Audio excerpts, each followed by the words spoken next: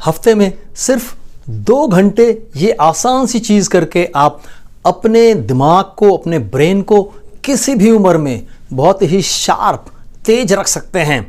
ये वही आसान सी चीज़ है जो आपके दादा दादी, आपके नाना नानी, आपके माँ बाप आपको हमेशा सिखाते आए।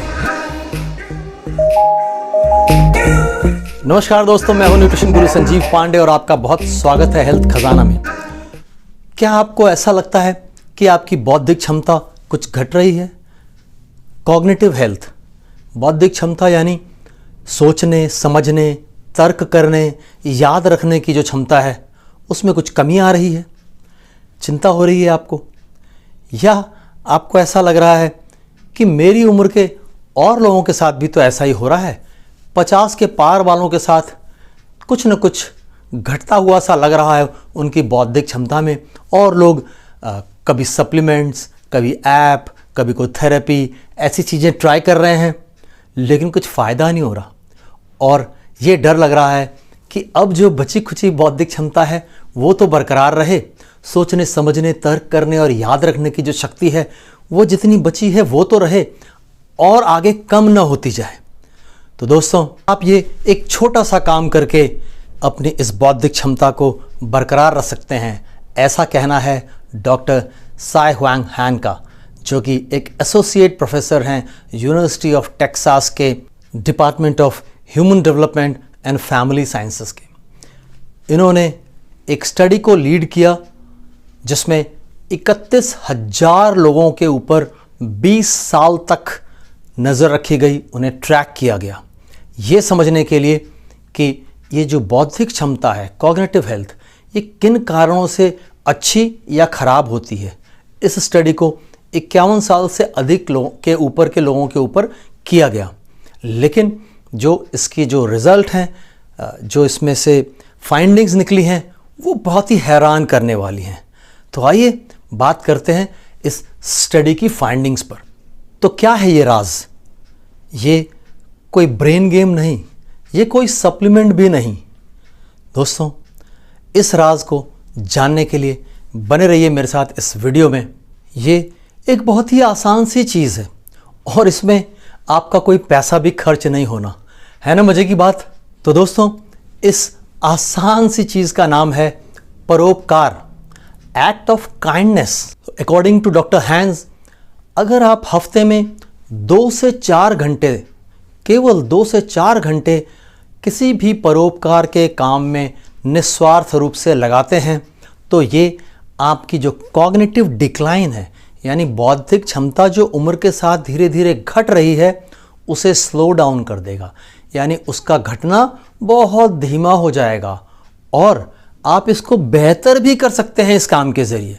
ये स्टडी 1998 से 2020 के बीच में की गई और इन 20-22 साल के अंतराल में 2 तरह के ग्रुप्स के बीच में इस स्टडी को कंडक्ट किया गया।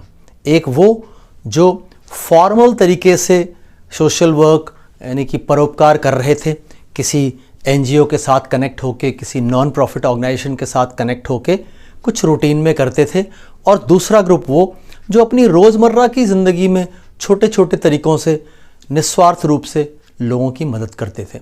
दोनों ग्रुप में पाया गया कि लोगों की जो कॉग्निटिव डिक्लाइन है, बौद्धिक क्षमता का जो ह्रास हो रहा है, जो घट रही है, वो धीमा हो गया और साथ ही उनकी जो मेंटल हेल्थ है वो बेहतर होने लगी।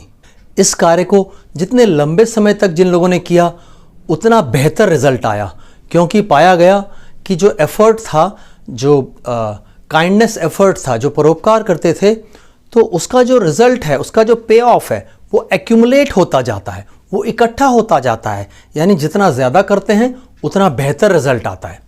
उन्होंने पाया कि इसके पीछे एक न्यूरोबायोलॉजिकल सिस्टम काम करता है जो कि आपकी जो कार्डियोवैस्कुलर हेल्थ है उसको बेटर कर रहा होता है, आपका जो स्ट्रेस मैनेजमेंट है इसको बेहतर कर देता है, और इनके जरिए बॉडी के अंदर जो इन्फ्लेमेशन है उसको रिड्यूस कर देता है, और इस तरीके से कॉग्निटिव हेल्थ बेटर होने लग जाती है।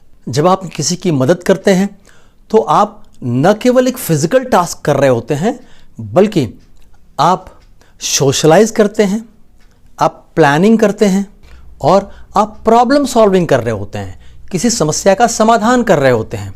और ये सब आपको एक बहुत अच्छी अनुभूति देता है, अंदर एक बहुत अच्छी फीलिंग आती है, जिससे आपका दिन बेहतर हो जाता है।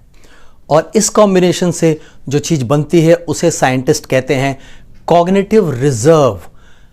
ये आपके ब्रेन के ऊपर एक कवच बना देता है, एक तरह का प्रोटेक्शन प्रोवाइड करता है against age related decline.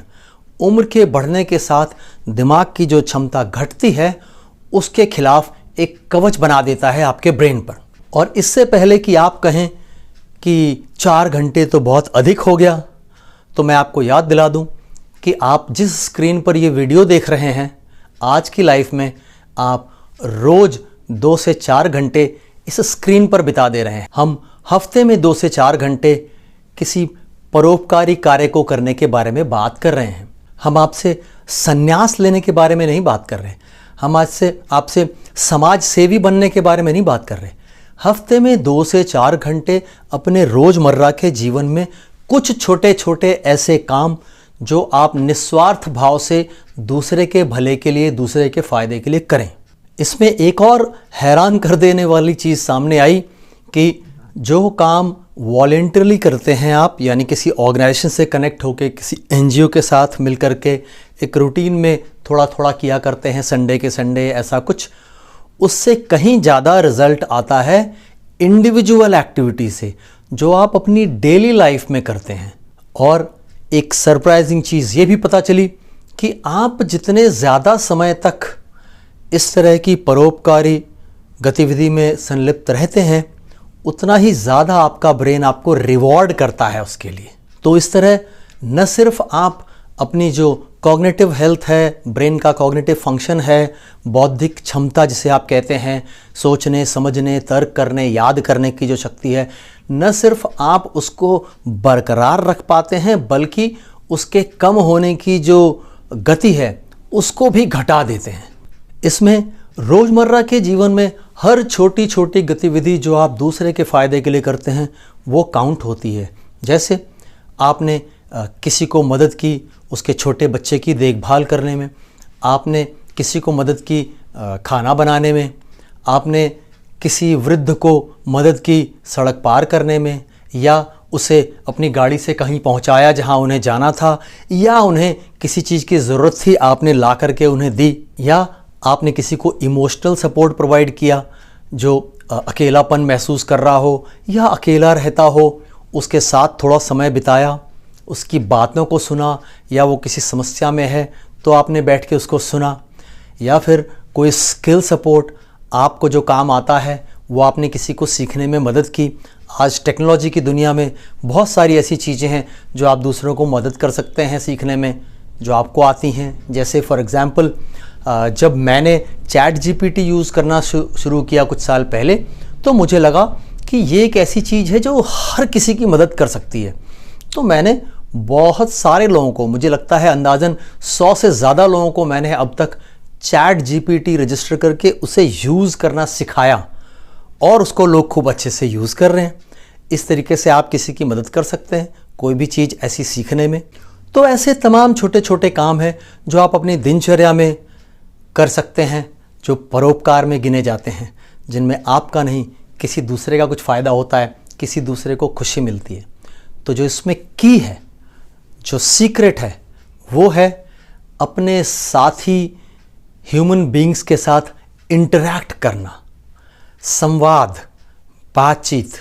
Doctor हैन कहते हैं कि इसका जो असर है, इसका जो फ़ायदा है, वो किसी भी समय में, किसी भी उम्र में लिया जा सकता है, और जितना जल्दी शुरू करेंगे उतना बेहतर, क्योंकि वो इकट्ठा होता है, अक्यूमुलेट होता है, उसका क्यूमुलेटिव रिजल्ट आपको मिलता है। आप 30s में हैं, 40s में हैं, मिडिल एजेड, या आप 60s में जा रहे हैं, कहीं भी शुरू कर सकते हैं और आपको उसका रिजल्ट मिलने लग जाएगा। तो इस सोशल एंगेजमेंट से एक पर्पस मिलता है आपको। जो कॉग्निटिव हेल्थ है उसको बेटर करने में वो पर्पस हेल्प करता है। ये कॉग्निटिव स्टिमुलेशन किसी भी एज में दिया जा सकता है। दूसरों को तो लाभ पहुंचेगा ही, और आपकी कॉग्निटिव हेल्थ है ना, आपकी जो बौद्धिक क्षमता है वो बेहतर होगी ही, लेकिन साथ में आपके जीवन में और बहुत सारे फायदे आएंगे। एक लूप क्रिएट होता है जो आपको रिटर्न में बहुत कुछ देता है। पहला, आपका एकाकीपन दूर हो सकता है, आप कभी लोनलीनेस के शिकार नहीं होंगे। आपको जीवन में एक पर्पस देता है, क्योंकि जब आप लोगों की मदद करते हैं तो over a long period of time आपको महसूस होता है कि आपकी ज़रूरत है लोगों को, लोग आपको चाहते हैं, लोग आपसे मदद चाहते हैं, आप मेंटली एंगेज रहते हैं और सोशली कनेक्टेड रहते हैं। बिना इन दो चीज़ों के इंसान एकाकी जीवन की तरफ चला जाता है, लोनलीनेस में, और फिर उसकी मेंटल हेल्थ बुरी तरह से प्रभावित होने लग जाती है। तो इस तरह की गतिविधियों से आपकी मेंटल हेल्थ बूस्ट होती है, क्योंकि आपके फील गुड हार्मोन्स ट्रिगर होते हैं इस तरह की एक्टिविटी से। ऑक्सीटोसिन, एंडोर्फिन्स जो आपको अच्छा महसूस कराते हैं, और इस तरह आपका स्ट्रेस, आपकी एंजाइटी आपसे कोसों दूर चले जाते हैं। और साथ ही ये आपकी कार्डियोवैस्कुलर हेल्थ अच्छी करते हैं, क्योंकि आपका ब्लड सर्कुलेशन बेहतर होता है, बॉडी में इन्फ्लेमेशन घटता है। इस तरीके से आपकी कार्डियोवैस्कुलर हेल्थ भी अच्छी होने लग जाती है। तो अब इस जानकारी के साथ आपको क्या करना है? आपको कोई एनजीओ शुरू नहीं करना, आपको कोई नॉन प्रॉफिट ऑर्गेनाइजेशन स्टार्ट नहीं करना। आपको ध्यान देना है कि आप जीवन में ऐसा क्या क्या कर रहे हैं, उसकी गिनती करें, लिस्ट बनाएं, देखें आपके जीवन में कहाँ कहाँ अपॉर्चुनिटी है जहाँ आप लोगों की लाइफ को टच कर सकते हैं, कुछ उनकी लाइफ में वैल्यू ऐड कर सकते हैं, कुछ उनकी हेल्प कर सकते हैं। छोटी छोटी हेल्प हैं, बहुत ज़रा सी। आपको कोई बड़ा प्रोग्राम ऑर्गेनाइज करके ऐसा कुछ करने की ज़रूरत नहीं है। अगर आपके घर में एजिंग पेरेंट्स हैं जो ओल्ड एज में आ गए हैं, या ग्रैंड पेरेंट्स हैं, तो उनकी भी मदद कीजिए इस एक्टिविटी को करने में। उनको ये मत कहिए कि आप आराम करिए, आप हिलिए डुलिए मत, आप बैठिए आराम से। नहीं, उन्हें इन्वॉल्व करिए, सोशली कनेक्टेड रखिए उनको किसी एक्टिविटी में। चेक करिए कहाँ उनको इन्वॉल्व किया जा सकता है, उससे उनको बहुत फ़ायदा मिलेगा। बुज़ुर्ग लोग अपने ग्रैंड चिल्ड्रन से मिलने जा सकते हैं, है ना, वीकली बेसिस पे। जब भी उनकी छुट्टी होती है वो अवेलेबल होते हैं। पड़ोसियों के यहाँ उठना बैठना कर सकते हैं। उनको सोशली कनेक्टेड रखिए, और वो जो उनके पास लाइफ का एक्सपीरियंस है उनसे उन लोगों की मदद कर पाएंगे, बहुत सारी प्रॉब्लम्स उनकी सॉल्व कर पाएंगे, और इससे उनकी बौद्धिक क्षमता बरकरार रहेगी। तो डॉक्टर सैन हुआंग हू की ये जो रिसर्च थी ये इसीलिए थी क्योंकि 50s के ऊपर वाले एज ग्रुप में उन्होंने देखा कि लोगों की बौद्धिक क्षमता बहुत तेज़ी से घटने लगती है। उनकी सोचने समझने की शक्ति, तर्क करने की, याद रखने की, ये घट रही होती है, और किसी भी तरह की दवा, किसी भी तरह का इलाज काम नहीं करता। तो इसी को खोजने के लिए रिसर्च की गई थी कि वो कौन सी चीज़ है जो सबसे ज़्यादा इफ़ेक्ट करती है इस बौद्धिक क्षमता के ह्रास को, और पाया गया कि वो है परोपकार।